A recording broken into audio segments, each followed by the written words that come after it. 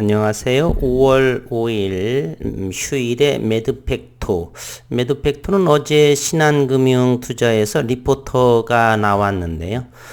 우선은 매드팩토 제약바이오의 업황이 2021년 초 내지는 2020년 9월, 10월경부터 지속적인 가격 조정이 이루어지고 있습니다.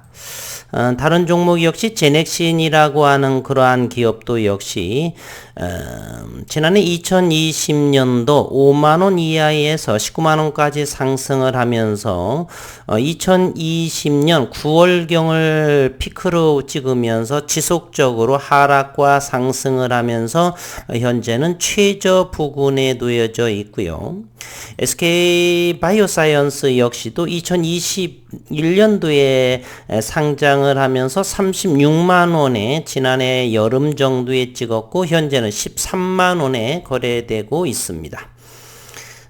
또한 셀트리온도 한번 보도록 하겠습니다. 2020년 12월 가장 38만원의 피크치를 찍으면서 현재 1년 16개월 정도의 15만원 부근, 현재 종가로서는 17만원 정도에서 머무르고 있습니다. 지속적인 하락을 보여주고 있고요.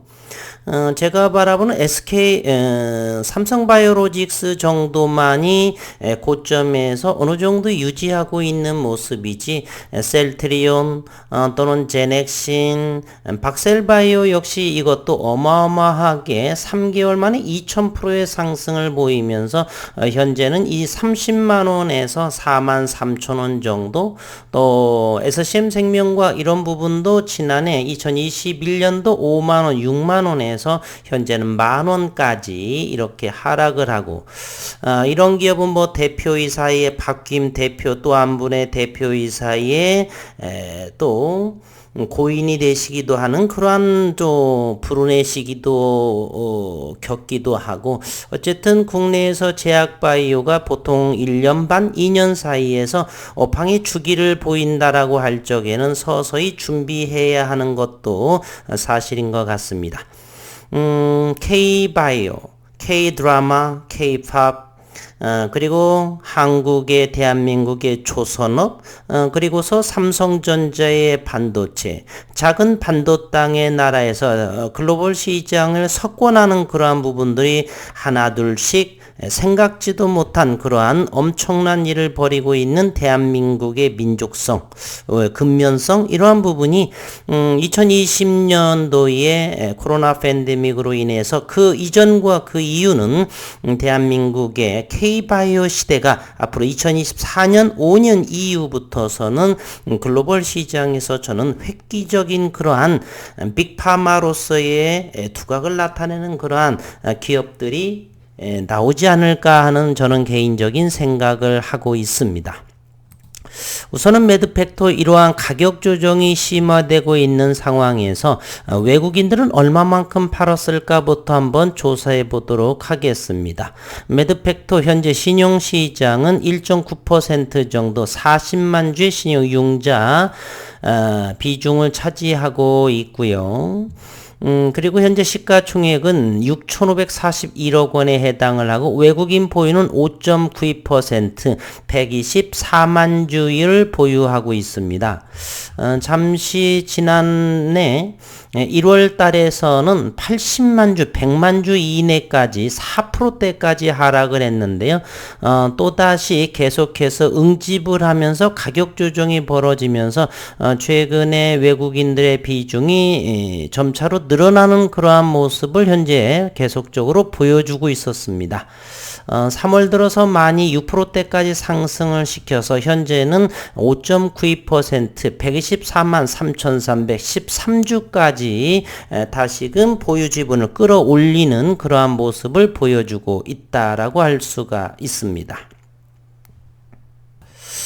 그리고 간밤에 이제 간밤 오늘 새벽녘에 FOMC 미국 금리 금리가 결정이 됐죠. 0.5%의 빅스텝을 보여주었습니다. 그러면서 연준이 의장의 제롬 파월 의장은 6월의 중순 그리고 7월 말에 0.75% 자이언트 스텝이라고 하더라고요. 큰 폭의 금리 인상은 고려하지 않는다. 그러면서 나스닥이 기술주 위주로 인해서 3.19%의 급등의 모습을 보였는데 내일 금요일 시장이고요. 우리 증시 그리고 5월달 그리고 5월 6월 이렇게 2분기 3분기를 거쳐서 국내 금융시장의 흐름이 어찌 될 것인지를 기대를 해보도록 하겠습니다.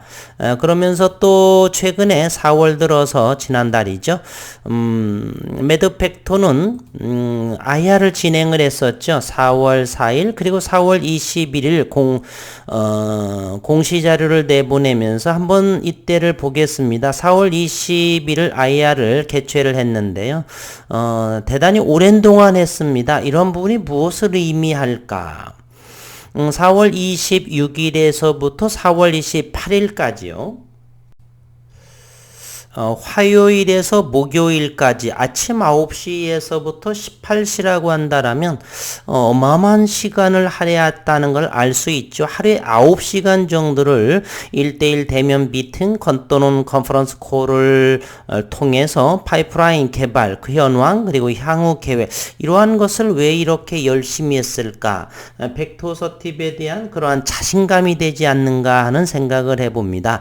그럼에도 불구하고 이게 수급이 들어오지 않아서 가격 조정이 계속해서 심화되고 있었죠. 수급에 대한 상황이 우리가 주식을 하는 데서 얼마만큼 중요한가라고 하는 것은 삼성전자를 통해서 알 수가 있습니다. 삼성전자 현재는 역대급의 분기 매출 77조 원, 영업이익은 14조에 해당하는 그러한 어마어마한 그러한 수익률을 내매도 불구하고 주가에는 수급 상황이 대단히 하락을 하는 모습입니다. 현재 1년 반 동안의 삼성전자의 외국인 지분 보유율은 대략 6% 정도가 줄어든 그러한 상황입니다.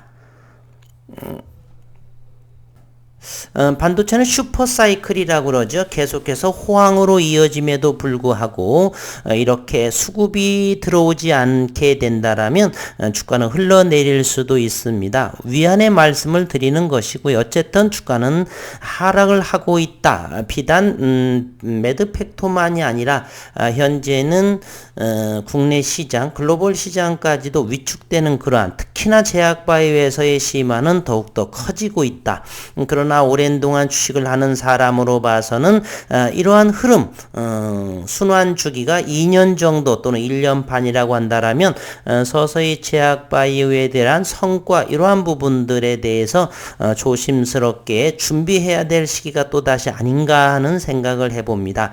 일단 전량 매도하신 분은 어쩔 수 없지만 그렇지 않은 저 같은 경우도 확정되지 않았기 때문에 올 매도하지 않았기 때문에 아직은 꿈을 이어가고 있다 이렇게 말씀을 드립니다. 조금 전에 IR자로 신한금융투자의 후원이었었고요. 그럼으로써 그것이 IR 자료가 IR이 마치면서 이렇게 레포트가 나왔는데 한번 살펴보도록 하겠습니다. 하반기 벡토서팁 상업화의 속도감에 기대감을 내비친다.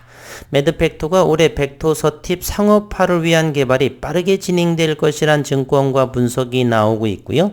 연초에 중앙약사심의위원회는 매드팩토의 벡토서팁과 게토르다의 병용 비소세포폐암 1차 치료 목적 임상 이상 용량 변경 신청에 대해 부결 의견이 결정되면서 올해 1월 13일로 기억을 하는데 또 이 큰 폭의 하락을 또 올해 들어서 지난해에 이어서 이렇게 얻어맞은 격인데요.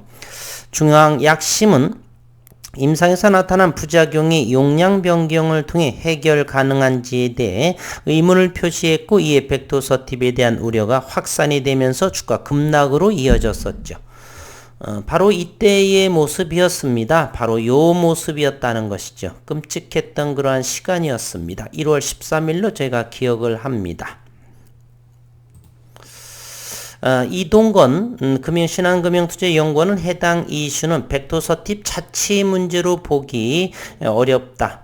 이전까지 벡터서팁 단독으로 약물성 간 손상이 보고된 사례는 없었고 면역관문 제제 치료에서 면역 관련 이상 반응 발생 환자에게서 치료 효과가 더 높다는 연구 결과들도 있다라고 연구원은 설명했습니다.